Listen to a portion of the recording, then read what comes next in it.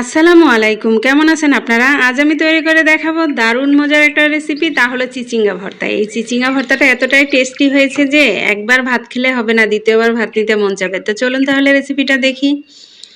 আমি দুটো চিচিঙ্গার মধ্যে একটা চিচিঙ্গা নিয়েছি।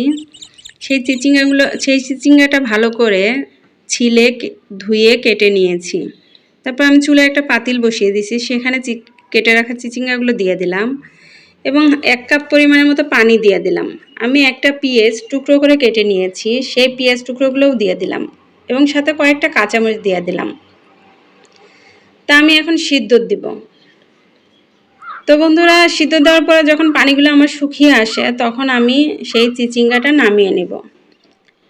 নামিয়ে নেওয়ার পর আমি ব্লেন্ডারে ব্লেন্ড করব। তো এইদিকে আমি আবার একটা প্যানের মধ্যে হালকা পরিমাণে তেল দিয়েছিলাম, তারপর রসুন কুচি কুচি সাথে দিয়ে দিলাম। তো আমি 3টার মতো শুকনো মরিচও দিয়ে দিলাম। তো আমি হালকা পরিমাণে যখন ভাজা হয় তখন আমি পেঁয়াজ কুচি দিয়ে দিলাম।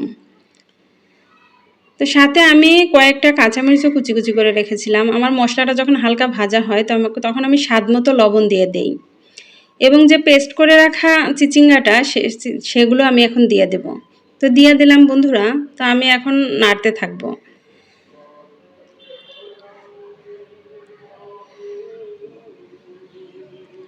নাড়তে হবে অনবরত, তা না হলে লেগে যাওয়ার সম্ভাবনা আছে। আর চুলার আঁচটা একটু মিডিয়াম আঁচে রেখে দিবেন। তো আমার ভর্তাটা প্রায় হয়ে গেছে। তো আমি এখন ধনিয়া পাতা দিয়ে কুচি কুচি করে কেটে তারপর দিয়ে দিলাম।